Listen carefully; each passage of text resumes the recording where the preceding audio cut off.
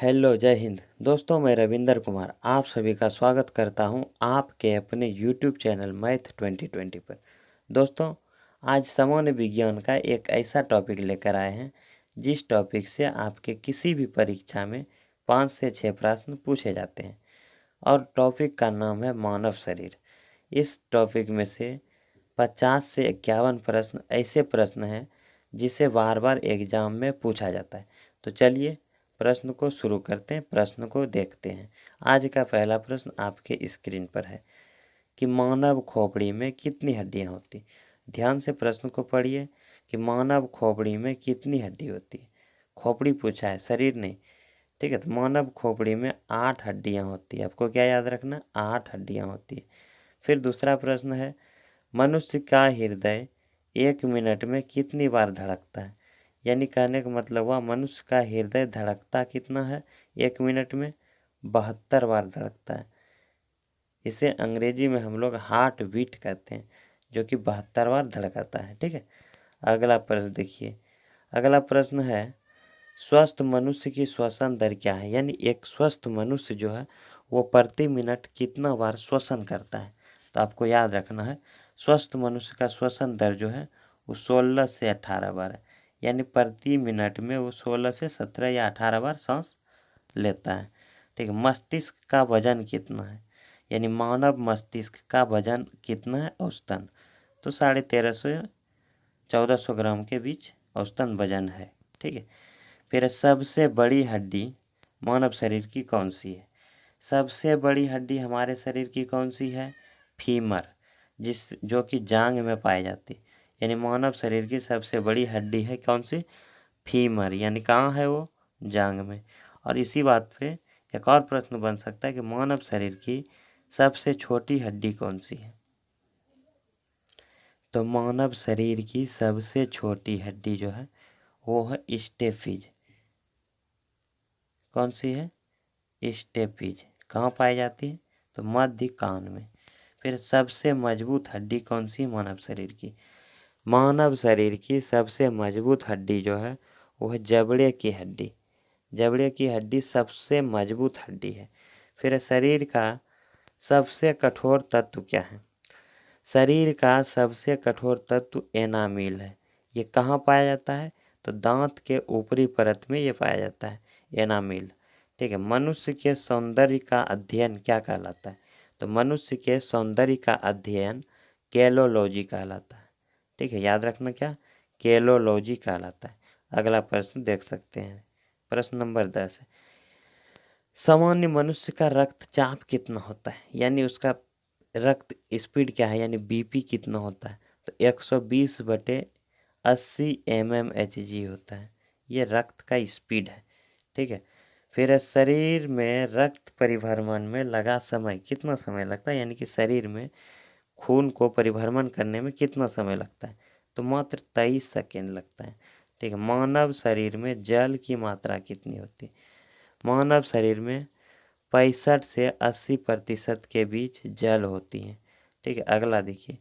अगला प्रश्न है, रक्त की मात्रा शरीर के भार का कितना होता है। यानी कह सकते हैं कि शरीर के भार का कितना प्रतिशत रक्त होता है शरीर में, तो 7% रक्त होता है, ओनली 7%। फिर है, मनुष्य में रक्त की मात्रा कितनी होती है। मनुष्य में रक्त की मात्रा 5 से 6 लीटर होती है और ये महिला में ½ लीटर कम होता है पुरुष की अपेक्षा। ठीक है, अगला देखिए। अगला प्रश्न है, मानव रक्त का पीएच मान कितना होता है। पीएच मान होता है मानव रक्त का 7.4।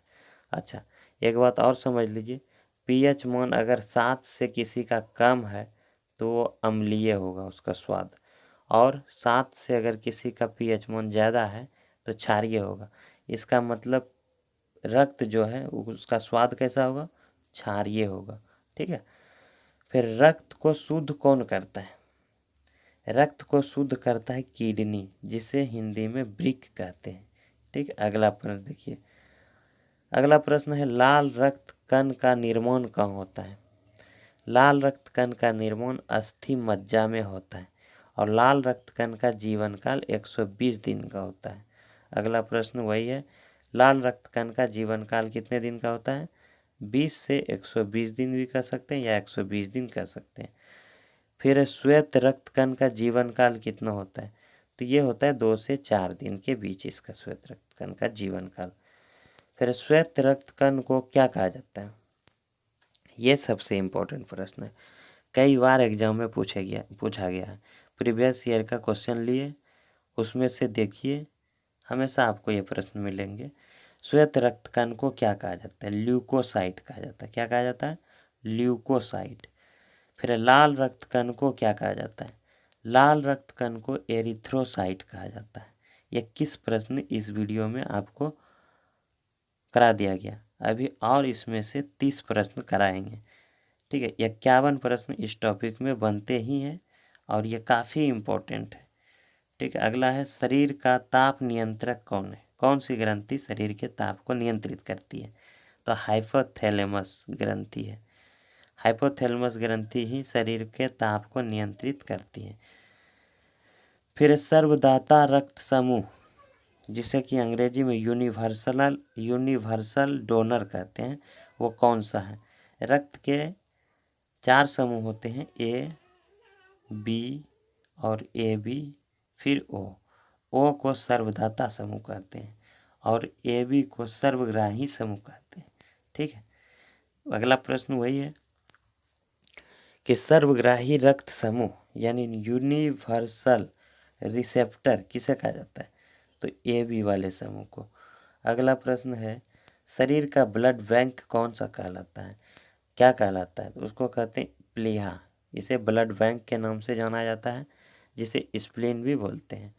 अगला है भोजन का पाचन शुरू कहाँ से होता है? यानी भोजन का पचना हमारे मुख से ही शुरू हो जाता है, तो इसका आंसर मुख से हो जाएगा। अगला प्रश्न है पचे हुए भोजन का अवशोषण कहाँ होता है? पचे हुए भोजन का अवशोषण छोटी आंत में होता है, याद रखना आपको, काफ़ी इम्पोर्टेंट प्रश्न है। अगला प्रश्न है पित्त स्रावित कहाँ से होता है? यानी पित्त जो है वो कहाँ से निकलता है और कहाँ जमा होता है, ये भी काफ़ी इम्पोर्टेंट है। तो पित्त जो है वो यकृत से निकलता है। कहाँ से निकलता है? यकृत से। और जमा कहाँ होता है? तो आपको याद रखना है, जमा ये पित्ताशय में होता है। क्या पित्त कहाँ जमा होता है? तो पित्ताशय में। अगला प्रश्न देखिए, प्रश्न अगला है शरीर की सबसे बड़ी ग्रंथि कौन सी है? शरीर की सबसे बड़ी ग्रंथि है यकृत। अगला है शरीर के सबसे बड़ा अंग क्या है? शरीर का सबसे बड़ा अंग है त्वचा। किस ग्रंथि को अगला प्रश्न है सबसे छोटी ग्रंथि क्या है? जिसे कि मास्टर ग्रंथि भी कहते हैं, तो उसका नाम है पिट्यूटरी ग्रंथि, जिसे हम लोग पीयूष ग्रंथि भी कहते हैं। पीयूष ग्रंथि भी इसे कहा जाता है, पिट्यूटरी ग्रंथि को। ठीक है, अगला है रक्तचाप मापने का यंत्र क्या है? रक्तचाप मापने वाले यंत्र को स्फिग्मोमैनोमीटर कहते हैं। ठीक है, अगला प्रश्न देखिए, मनुष्य में पसलियाँ कितनी पाई जाती है? मनुष्य में पसलियाँ पाई जाती हैं 12। ठीक है, मनुष्य में हड्डियों की कुल संख्या कितनी होती है? तो मनुष्य में हड्डियों की कुल संख्या 206 होती है। याद रखना, ये काफ़ी बार पूछा गया है और बहुत ही सिंपल प्रश्न है। फिर मांसपेशियों की कुल संख्या कितनी होती है? मांसपेशियों की संख्या कुल होती है हमारे शरीर में 639। लार में पाया जाने वाला एंजाइम कौन सा है? लार में जो एंजाइम पाया जाता है उसका नाम है टाइलिन। फिर लिंग निर्धारण होता है, यानी बच्चों में जो लिंग निर्धारण होता है वो किसके क्रोमोसोम पर? तो पुरुष के क्रोमोसोम पर होता है। अगला प्रश्न है मनुष्य का हृदय होता है 4 कोष्ठीय। मनुष्य का हृदय कैसा होता है? 4 कोष्ठीय। इसी प्रश्न को एक और ढंग से पूछा जा सकता है कि मनुष्य का हृदय कितने भागों में बटा है? तो 4 भागों में। मनुष्य के हृदय में कितने कोष्ठक होते हैं? 4 होते हैं। तो 3 ढंग से इसको पूछा जा सकता है। अगला प्रश्न देखिए, प्रश्न अगला है शरीर में गुणसूत्रों की संख्या, जिसे हम लोग क्रोमोसोम कहते हैं, वो कितनी होती है? तो 46 होती है। ध्यान रखिएगा, कभी कभी यहाँ पे बोल देगा मनुष्य में या शरीर में गुणसूत्रों की कितनी जोड़ी संख्या होती है, यानी कितनी जोड़ी गुणसूत्र होते हैं, तो 23 जोड़ा हो जाएगा। क्या कि 1 जोड़ा में 2 तो 23 जोड़ा में 46। ठीक है।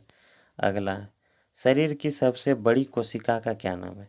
शरीर की सबसे बड़ी कोशिका का नाम है तंत्रिका तंत्र। अगला प्रश्न देखिए, आरएच फैक्टर के खोजकर्ता कौन है? आरएच फैक्टर किसने दिया था? लैंडस्टीनर ने एवं वीनर ने। फिर शरीर में एमिनो अम्ल की संख्या कितनी? ये प्रश्न भी आई है और ये आप लिख लीजिए कि ग्रुप डी के एग्जाम में आएगा ही। ठीक है। अगला प्रश्न है, शरीर में एमिनो अम्ल की संख्या कितनी होती है? 20। फिर शरीर में प्रतिदिन मूत्र कितना बनता है, यानी कितना बनता है हमारे शरीर में मूत्र, पेशाब जिसको बोलते हैं। शरीर में प्रतिदिन मूत्र 1.5 लीटर बनता है। मूत्र बनता कहाँ है? तो किडनी में।